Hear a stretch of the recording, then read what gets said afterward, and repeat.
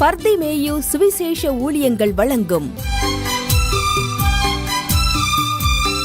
நற்செய்தி நேரம். தேவ செய்தி பாஸ்டர் ஆர். அகஸ்டின். இந்த நாளில் உங்களோடு நான் பேசி வருகிறேன். ஐயா, ஆண்டவர் தள்ளி விடுவாரா? ஏன்னா ஒரு அம்மையார் கேட்டாங்க, மனுஷன் தள்ளி விடுறானையா, ஆண்டவரும் தள்ளி விடுவாரா? ஐயா, மனித சாயல் எங்கேருந்து வந்துச்சு? தேவனிடத்துல தான் வந்துச்சு. ஆனால் மனுஷனுக்குள்ளே அவர்கிட்ட இருந்த அந்த குணம் தான் வரமாட்டேங்குது. அவரிடத்துலேருந்து அந்த அன்பு தான் வரமாட்டேங்குது. அவரிடத்துலேருந்து அந்த இரக்கம் வரமாட்டேங்குது. ஏன்னா தம்முடைய சாயலாகத்தான் மனிதனை உருவாக்கினார். ஆதியாகமத்தில் வாசிக்கும் போது அதுதான் சொல்கிறோம், அவர் தேவ சாயலாக, அவர் தம்முடைய சாயலாக தமது ரூபத்தின்படி மனுஷனை உண்டாக்குவோமாக என்று அவர் தன்னுடைய இருதயத்தில் தீர்மானம் பண்ணி மனுஷனை உண்டாக்கினார். மனுஷனுக்குள்ள இருக்கிற எல்லா குணமும் அவருக்குள்ள இருந்துச்சு. ஏன்னா அவரும் மனிதனாக இந்த பூமிக்கு வந்து உலாவித்தான் தெரிந்தார். ஆனால் நமக்குள்ள அந்த இறக்கம் வரல. நாம் எப்படியாவது மீட்பை பெறணும்னு எந்த சூழ்நிலையும் அவர் தள்ளிவிடாமல் நம்மை சேர்த்து கொண்டார். பாருங்க, உங்களுடைய வேதத்தை மறுபடியும் எங்கே இருந்தாலும் சரி, தயவு செய்து தேவனுடைய எதிர்பார்ப்பு என்ன, அப்படி இல்லைன்னா தள்ளப்பட்டு தான் போவோம். ஆதியாகமம் 18ஆம் அதிகாரம் 17ஆம் 18ஆம் வசனத்தை அப்படி தேடி கையில் எடுத்து வச்சுக்கிறீங்களா? எல்லாரும் தேடி எடுக்கிற வரைக்கும் ஆதியாகமம் 18ஆம் அதிகாரம் 17, 18ஆம் வசனம் எல்லாரும் எடுத்துக்கிறீங்களா?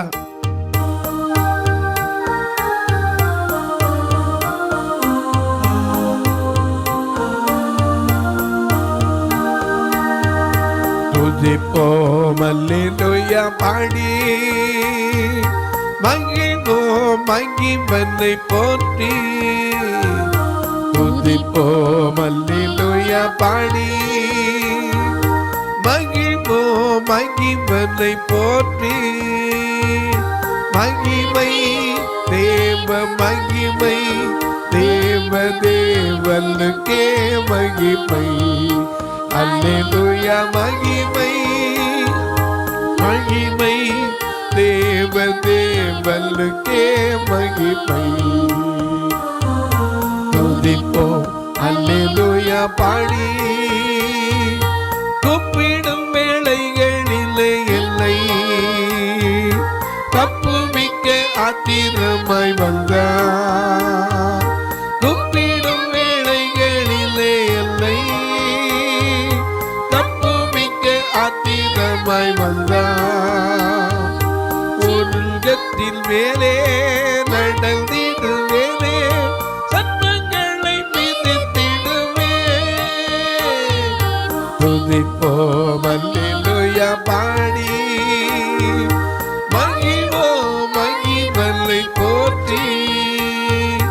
மகிமை தேவ மகிமை, தேவனுக்கே மகிமை. அல்லேலூயா மகிமை தேவ மகிமை, தேவ தேவனுக்கே மகிமை. துதிப்போம் அல்லேலூயா பாடி, பாதங்களில் என்றும் இடராமல் கரங்களில் தாங்கிடுவது. பாதங்களில் என்றும் இடராமல் கரங்களில் தாங்கிடுவது. பயங்கரத்திற்கும் பறக்கும் வந்திற்கும் பயந்திடல் ஜெயித்திடுவே.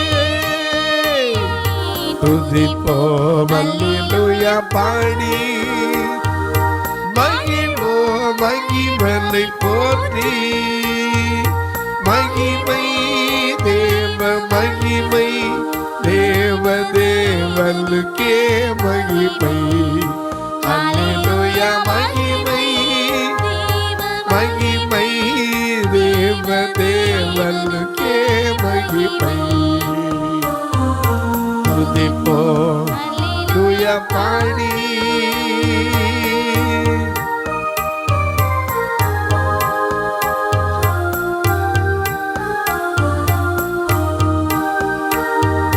தேவன் எந்த அடைக்கலமே, ஒரு போதும் பொல்லாப்பு வராதே. தேவன் எந்த அடைக்கலமே, ஒரு போதும் பொல்லாப்பு வராதே. வல்ல தேவன் தாமரமாய் நின்று விடுவித்து காத்திடுவார். துதிப்போம் அல்லேலூயா பாடி மகிழ்வோம் மகிழனை போற்றி. மகிமை தேவ மகிமை, தேவ தேவனுக்கே மகிமை. அல்லேலூயா மகிமை மகிமை, தேவ தேவனுக்கே மகிமை. துதிப்போம் அல்லேலூயா பாடி. எல்லாம் எடுத்திருப்பீங்க. ஆதியாகமம் 18ஆம் அதிகாரம் 17-18 வசனம். அப்பொழுது கர்த்தர் ஆபிரகாம் பெரிய பலத்த ஜாதியாவதினாலும். ஆண்டவருடைய எதிர்பார்ப்பு என்னது? அவன் ஏன்னா அவர் வாக்கு பண்ணியிருந்தார், நான் உன்னை பெரிய ஜாதியாக்குவேன், உன் நிமித்தம் இந்த பூமி முழுவதும் என்ன செய்யப்படும்? ஆசீர்வதிக்கப்படும், உன் வம்சங்களுக்குள் ஆசீர்வதிக்கப்படும், உன் பேரை பெருமைப்படுத்துவேன், அநேகருக்கு ஆசீர்வாதமாய் இருப்பாய்னு வானத்து நட்சத்திரங்களையும் கடற்கரை மண்ணையும் அவனுக்கு உதாரணமாய் காட்டியிருந்தார். இப்ப சொல்றார் கர்த்தர் என்ன சொல்றார்? திரும்ப வாசிங்க. அதற்கு கர்த்தர் ஆபிரகாம் பெரிய பலத்த ஜாதியாவதினாலும், பலத்த பெரிய ஜாதி ஆவதினாலும் அவனுக்குள் பூமியில் உள்ள சகல ஜாதிகளும் ஆசீர்வதிக்கப்படுவதினாலும் நான் செய்ய போகிறதை ஆபிரகாமுக்கு மறைப்பேனோ. கர்த்தர் ஆபிரகாமுக்கு சொன்னதை நிறைவேற்றும்படியாய் அவன் தன்னுடைய பிள்ளைகளுக்கு தனக்கு பின்வரும் தனக்கு பின்வரக்கூடிய தன் சந்ததியான தன் வீட்டாருக்கும் நீங்கள் நீதியையும் நியாயத்தையும் செய்து கர்த்தருடைய வழியை காத்து நடவுங்கள் என்று கட்டளையிடுவான் என்பதை சொல்லிக் கொடுப்பான் என்பதை அறிந்திருக்கிறேன் என்றார். அவருடைய எதிர்பார்ப்பு தம் பிள்ளைகளுக்கு நீதியா நடக்கிறதுக்கு, நியாயமா நடக்கிறதுக்கு சொல்லிக் கொடுப்பான். இவ்வளவுதான் தேவனுடைய எதிர்பார்ப்பு. அது எதனால? அவன் பெரிய ஜாதி ஆகிறதுனால, அவனுக்குள்ள ஜாதிகள் ஆசீர்வதிக்கப்படுகிறதுனால தன் பிள்ளைகளுக்கு நீதியை கற்றுக் கொடுப்பான், நல்ல வழியில நடக்கிறது கற்றுக் கொடுப்பான். இதுதான் தேவன் எதிர்பார்த்தார். ஆனால் அவன் சோதமுக்காக கெஞ்சுவான்னு நினைச்சிருக்காரா? இல்லை. சோதம் அடிக்க போறாரு, மறைக்கல. அதான் சொல்றாரு, அவனுக்கு நான் மறைக்க மாட்டேன்னு சொல்றாரு. ஆனா அவன் கெஞ்சுறான் ஒரு பிச்சைக்காரனை போல. என்ன கெஞ்சுறான்? வாசிங்க, அடுத்த வசனத்தை வாசிங்க. பின்பு கர்த்தர் சோதோம் குமோராவின் கூக்குரல் பெரிதாய் இருப்பதினாலே அவைகளின் பாவம் மிகவும் கொடிதாய் இருப்பதினாலும் நான் இறங்கி போய் என்னிடத்தில் வந்து எட்டின அதன் கூக்குரலின்படியே அவர்கள் செய்திருக்கிறார்களோ இல்லையோ என்று பார்த்து அறிவேன் என்றார். அப்பொழுது அந்த புருஷர் அவ்விடம் விட்டு, அப்படி சொன்ன உடனே 2 பேர் போயிட்டாங்க. கர்த்தர் மட்டும் நின்று கொண்டிருந்தார். சோதோமை நோக்கி போனார்கள். ஆபிரகாமோ இன்னும் கர்த்தருக்கு முன்பாக நின்று கொண்டிருந்தான். அப்பொழுது ஆபிரகாம் சமீபமாய் சேர்ந்து கிட்ட வந்து, துன்மார்க்கனோடு நீதிமானையும் அழிப்பீரோ? அல்லேலூயா. துன்மார்க்கர் ஏதுவான பெருகிக் கொள்ளாமல் தெய்வ பையத்தோடு என்றுமே, துன்மார்க்கர் ஏதுவான பெருகிக் கொள்ளாமல் தெய்வ மையத்தோடு என்றுமே ஆவியினால் உள்ளம் நிறைந்து சங்கீத கீர்த்தனம் பாடு ஆவியினால் உள்ளம் நிறைந்து சங்கீத கீர்த்தனம் பாடு நன்றியால் துதி பாடு நம் இயேசுவை உள்ளத்தால் என்று பாடு நன்றியால் துதி பாடு நம் இயேசுவை உள்ளத்தால் என்று பாடு நல்லவர் வல்லவர் போதுமானவே வார்த்தையில் உண்மையுள்ளவே நல்லவர் வல்லவர் போதுமானவே வார்த்தையில் உண்மையுள்ளவே நன்றியால் துதி பாடு நம் இயேசுவை உள்ளத்தால் என்று பாடு.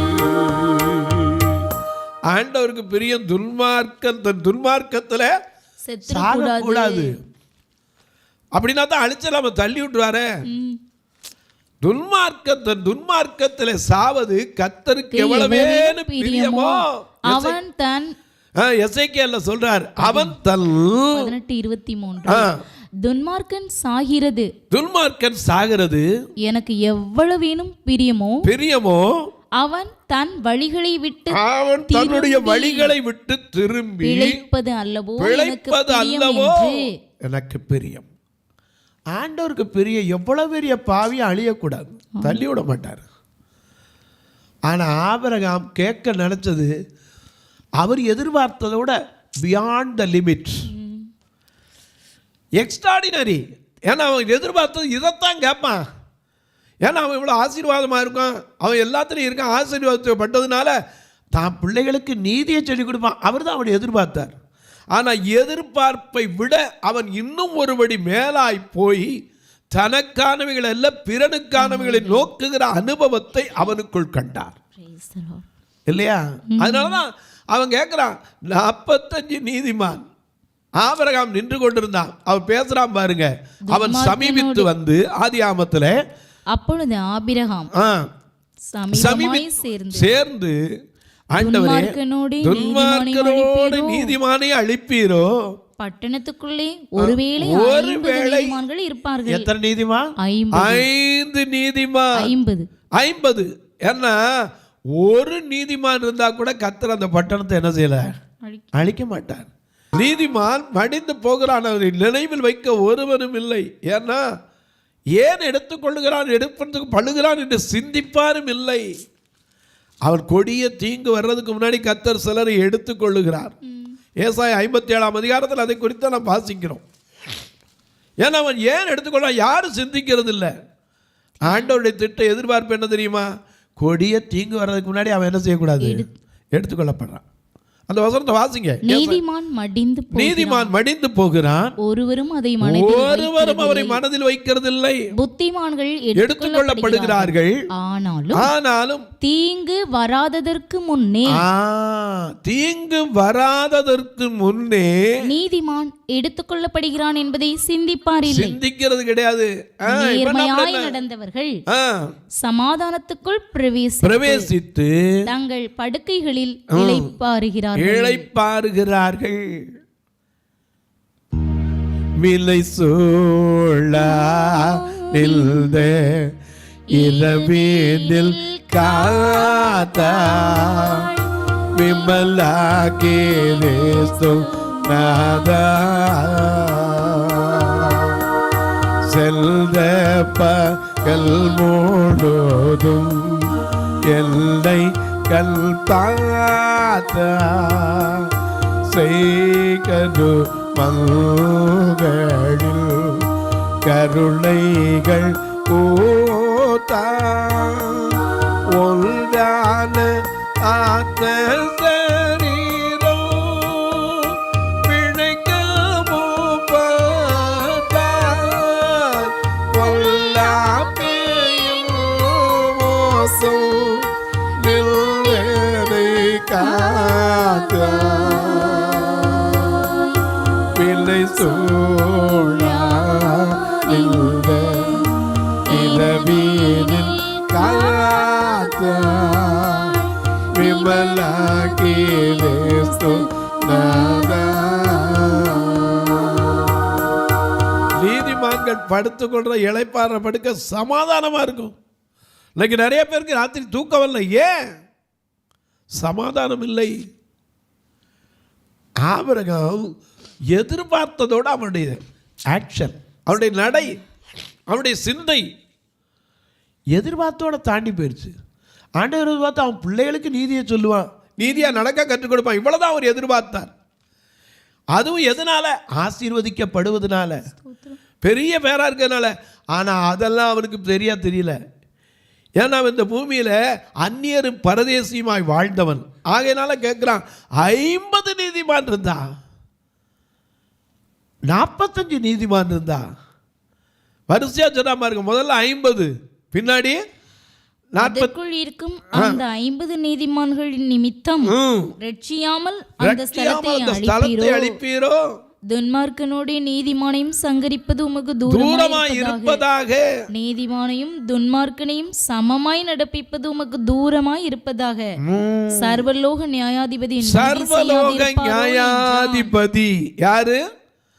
நம்முடைய தேவனாகிய கர்த்தர். சர்வலோகத்தின் பாவத்தை சுமந்து உலகத்தில் பாவத்தை சுமந்து தீர்த்தீரே.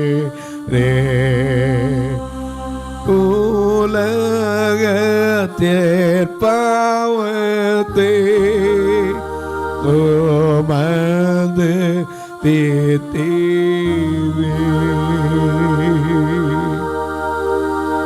வேள ஓண்ட வாலை ஓகலிடம் ஆருவி பக்கப்பட்ட காயமோ வாய்ந்த சொல்லி வெள்ளவோ பாவ மோசம் யாமோ நீக்குப்பதி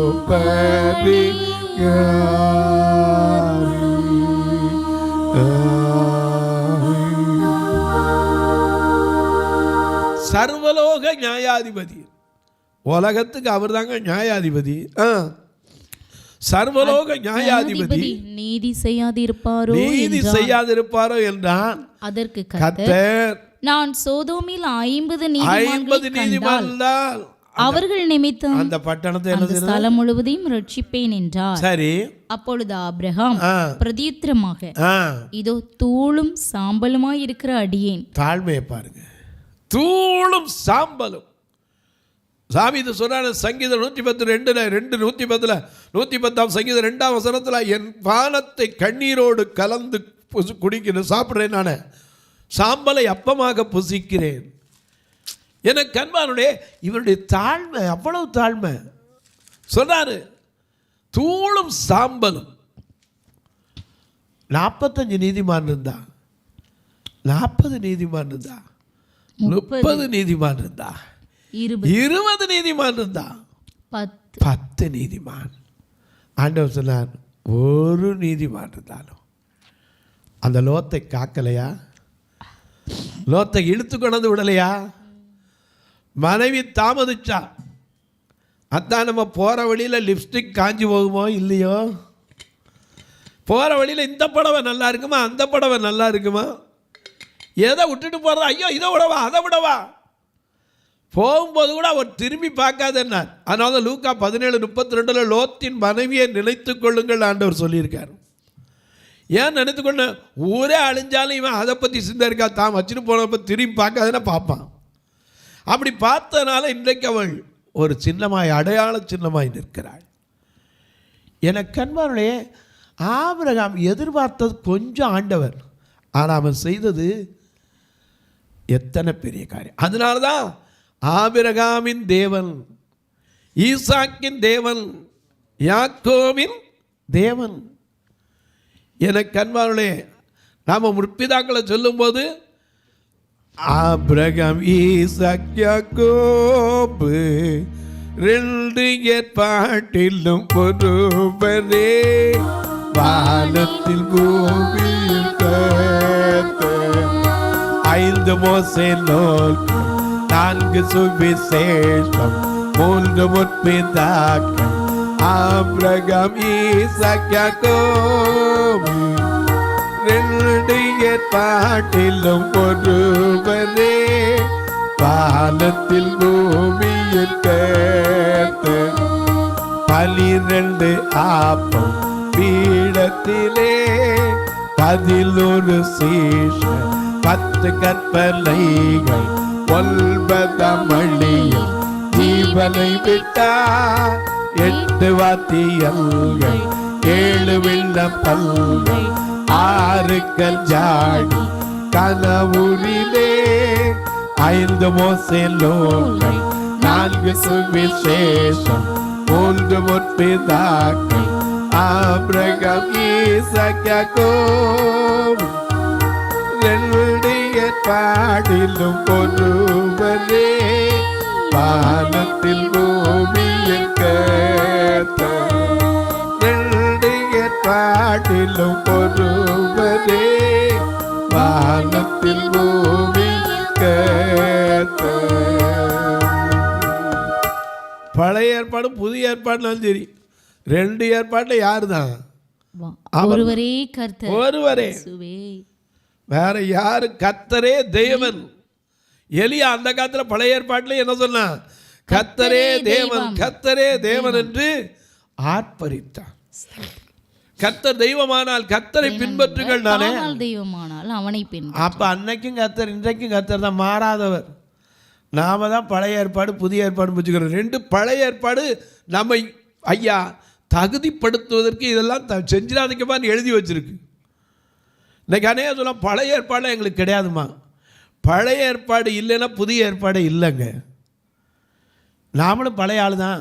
அக்கா தூக்கி உரம் போட்டுற முடியுமா? அநேக நேரங்களில் நமக்கு தெரியறது இல்லை. காரணம், வேதத்தின் ரகசியத்தை அறியணும். ஆபிரகாம்கிட்ட எதிர்பார்த்தோட ஆண்டவர் பெரியதான் அவனை கண்டார். அதனால தான் அவனை சொல்லாரு, உன் பேரை பெருமைப்படுத்துவேன், உன்னை பெரிய ஜாதி ஆக்குவேன், நீ பூமி முழுவதும் உனக்குள்ள வம்சங்கள் ஆசீர்வதிக்கப்படும். திரும்ப கூட்டிட்டு போய் வானத்து நட்சத்திரத்தை பார், கடற்கரை மணலப்பார் காட்டினாரே. ஏன்னா இன்னைக்கு உங்கள்கிட்ட என்கிட்ட எதிர்பார்க்கிறது அதுதான். உனக்கு எனக்கு நல்ல ஆசீர்வாதத்தை கொடுத்து, கல்வியை கொடுத்து, ஞானத்தை கொடுத்து, எனக்காக ஏதாவது செய்வான் அப்படின்னு எதிர்பார்க்கிறார். நாம் என்ன செய்திருக்கிறோம்? எறும்பிட்ட போய் ஞானத்தை படிச்சிருக்கிறோம். ஆனால் நம்மகிட்ட என்ன படிச்சிருக்காங்க நம்ம பிள்ளைங்க? தொலைக்காட்சியில் பார்க்கிற என் அன்பு மக்களே, இந்த நிகழ்ச்சியை நாள்தோறும் பார்க்குறீங்க, கேட்குறீங்க, பரவசம் அடைகிறீங்க, நல்லது. ஆனால் ஒரு வார்த்தை ஜெபிக்கிறீங்களா? ஒரு வார்த்தை ஜெபிக்கிறீங்களா? எதுக்கு ஐயா? இந்த ஊழியம் தடையில்லாமல் வருவதற்கு தொலைக்காட்சிக்கு கட்ட வேண்டிய தொகை ஒவ்வொரு நாளும் 4000 ரூபா. ஏன்னா நிறைய தொலைக்காட்சியில் பார்க்குறீங்க. நான் சொல்கிறது மொத்தத்துக்கு சொல்கிறேன். எத்தனையோ தொலைக்காட்சியில் பார்க்குறீங்க. காலையில் 5:30 இமயத்தில் பார்க்குறீங்க, 6 மணிக்கு தமிழில் பார்க்குறீங்க, 6:30 ஜாய் டிவியில் பார்க்குறீங்க, மாலையில் 4 மணிக்கு திரும்ப ஜாய் டிவியில் பார்க்குறீங்க, 5:30 மகிமை டிவியில் பார்க்குறீங்க, திருப்பி 9 மணிக்கு நித்தியம் டிவியில் பார்க்குறீங்க, இரவு 9:30 ஜாய் டிவியில் பார்க்குறீங்க. இப்படி பல தொலைக்காட்சியில் பார்க்குறீங்களே. ஒரு நாளைக்கு நிகழ்ச்சி வரலாம், இவ்வளவு ரெக்கார்டிங், அதுக்கு 1000 ரூபா எடுத்துக்கணும். அது மட்டும் இல்லை, 2 சபை பார்வையில்லாத மக்கள், அவங்கள்ட்ட எந்த காணிக்க வரும்னு நான் எதிர்பார்த்ததில்லை. அவங்க வந்தவொடனே ஆட்கள் எத்தனை எண்ணும்பேன். ஏன்னா அவங்கள சாப்பிடாமல் அனுப்பிடக்கூடாது. உங்கள் பிறந்த நாள், திருமண நாள் போன்ற நல்ல நாட்களிலே ஒரு ஞாயிற்றுக்கிழமை 2 சபையிலையும் வர்ற மக்களுக்கு உணவு கொடுப்பதற்கு உதவலாம், இல்லை ஒரு சபைக்கு உதவலாம், அல்லது ஏதோ என்னால் முடிஞ்ச வச்சுரும். கட்டாயமில்லை, விசனமாக இல்லை. அது மட்டும் இல்லை, வேனில் கூட்டிகிட்டு வர்றதுக்கு மட்டும் மாதம் 16,000 ரூபா திருநெல்வேலியில். ஏன்னா பார்வை இல்லாதவங்க அந்த ஆலயத்துக்கும் திருநெல்வேலி பஸ் ஸ்டாண்டுக்கும் 18-15 கிலோமீட்டர் கிட்ட இருக்குது. கூட்டிகிட்டு தான் வரணும். நீங்கள் வேணால் வந்து பாருங்கள், அப்புறம் சொல்லுங்க ஆமாம் பிரதர்ம்பிங்க. ஆண்டவர் ஒருத்தர் ஆசீர்வதிச்சிருந்தா ஒரு வேனையை வாங்கி வைக்க கர்த்தர் ஒருத்தர் எழுப்புவார். எனக்கு விசுவாசத்தில் எப்படி இந்த வருஷம் முடிவுக்குள்ளே யாரை கொண்டாவது கர்த்தர் செய்வார். என் விசுவாசம் முரட்டு விசுவாசம். ஏன்னா நான் 300 ரூபாய் வச்சுட்டு இந்த ஊழியத்துக்கு வந்தேன். எல்லாரும் சொன்னால் என்ன நடக்கும் நான் கர்த்தர் மட்டும் 2 சபைகளை உருவாக்க உதவி செய்தார், அவ்வளோதான். ஜஸ்ட்டு நான் ஒரு வேலைக்காரன், அவருக்காக வேலை செஞ்சேன், அவ்வளோதான். அப்பிரயோஜனமான ஊழியக்காரன், என்னால் இயன்றதை என்ன செஞ்சுட்டு அவ்வளோதான். மீதி கர்த்தர் நடத்துவார். நீங்களும் இந்த ஊழியத்துக்காக ஜெபிங்க. உங்கள் ஜெபக்காரி எது இருந்தாலும் காலை 10லேருந்து 5 மணிக்குள்ளே சொல்லலாம். உதவி செய்யணும் பிரதர், எப்படி செய்யன்னு தெரியலையே. இதில் 2 நம்பர் வந்துக்கிட்டு இருக்கு. Phone number GPay, PhonePe. ஒன்று பிளைண்ட் மினிஸ்ட்ரிஸ்னு வரும், இன்னொன்று பர்திமேயு, அதாவது பிஜிஎம் பர்திமேயு காஸ்பல் மினிஸ்ட்ரின்னு வரும். அது மட்டும் இல்லை, ஐயா நாங்கள் உதவி பண்ணலாம், எங்களுக்கு பில்லு வைக்கிற மாதிரி வாய்ப்பு உண்டா என்கிட்ட கேட்டிங்கன்னா அதுக்கும் இருக்குது சொல்லுவேன். அல்லது 84 388 52 500 8438852500 இதில் தொடர்பு கொள்ளுங்க, தெரியும் உங்களுக்கு. அது மட்டும் இல்லை, தாராளமாக ஐயா வந்து பார்க்கலாமா பிரதர், வாங்க வந்து பாருங்கள். உணவுகளுக்கு உதவலாம், உடைக்கு உதவலாம், ஒரு ஊன்றுகோலுக்கு உதவலாம், ஒரு ஃபியூனல் காரியத்துக்கு உதவலாம், ஒரு அறை கட்டுமான பணிக்கு உதவலாம். நான் உங்களுக்காக ஜெபிக்கட்டுமா? நல்ல பிதாவே, வானத்திற்கும் பூமிக்கும் சகல அதிகாரம் கொண்ட தேவாதி தேவனாகிய கர்த்தாவே, நீர் செய்ய நினைத்தது ஒருபோதும் தடைபடாது என்று யோபு 42:2 வாசிக்கிறபடி, நீர் செய்ய நினைத்த காரியத்தை நீர் எவரை கொண்டு செய்வீர் சுவாமி. இப்போதும் தள்ளிவிடுகிறவரா அல்லையா, இரத்தாம்பர சிவப்பான பாவத்தையும் பஞ்சை போல் மென்மையாய் மாற்றுகிற தேவன். தள்ளிவிடுகிறவர் அல்ல, கள்ளனென்றும் தள்ளிடாமல் அள்ளி அணைக்கிற தெய்வம். யார் யார் தள்ளப்பட்ட நிலையிலே, எந்தெந்த வீட்டுக்குள்ளே எந்தெந்த பெண் தன் புருஷனை பிரிந்து, மனைவியை பிரிந்து புருஷன், பெற்றோரை பிரிந்து பிள்ளைகள், தன் தாய் பிள்ளைகளை பிரிந்திருக்கிற தாய் தகப்பன், இப்படிப்பட்ட கண்ணீரோடு இருக்கிற மக்களுக்காய் ஜெபிக்கிறேன். பிரிவினை என்பதையே விரும்பாத தேவன், இந்த உலகத்தில் பிரிந்த குடும்பங்களெல்லாம் இணைக்கப்பட கர்த்தர் உதவி செய்யும்.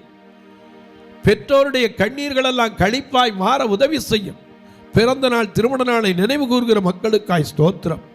வியாதி படுக்கையில் இருக்கிற மக்களுக்கு பரிபூரண சுகத்தை கொடுங்க. எதிர்பார்த்திராத தீமைகள் வந்தாலும் அதை நன்மையாய் மாற்றுங்க. இந்த ஊழியத்தை தாங்குகிற, ஜெபிக்கிற, கொடுக்கிற எல்லா மக்களையும் ஆசீர்வதிங்க. இயேசுவின் நாமத்தில் பிதாவே, ஆமென். சபை ஆராதனை ஞாயிறு காலை 10 மணி முதல் 12 மணி வரை. இடம் பர்திமேயு சுவிசேஷ ஆலயம், அன்னை சத்யா நகர், இளமனூர் அஞ்சல், சக்கிமங்கலம் வழி, மதுரை மாவட்டம்.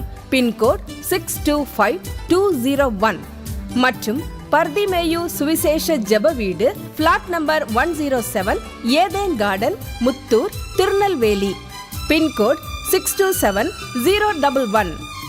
சிறப்பு உபவாச கூட்டம் ஒவ்வொரு மாதமும் 2வது சனிக்கிழமை காலை 10 மணி முதல் 1 மணி வரை நாகர்கோவில் YMCA ஹாலில் வைத்து நடைபெறுகிறது.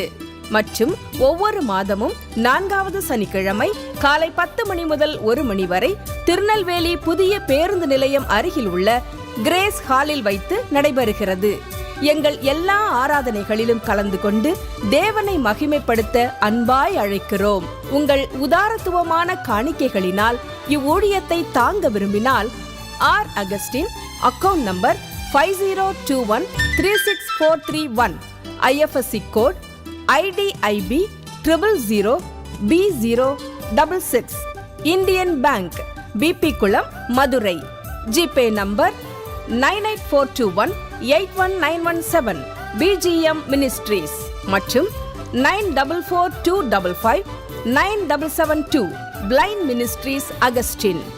உங்கள் தொடர்புக்கு பாஸ்டர் ஆர் அகஸ்டின், பர்திமேயு சுவிசேஷ ஊழியங்கள், நாகமலை, புதுக்கோட்டை, மதுரை 625019. தொலைபேசி எண்கள் 9842181917 மற்றும் 9442559772. கர்த்தர் தாமே உங்களை ஆசீர்வதிப்பாராக.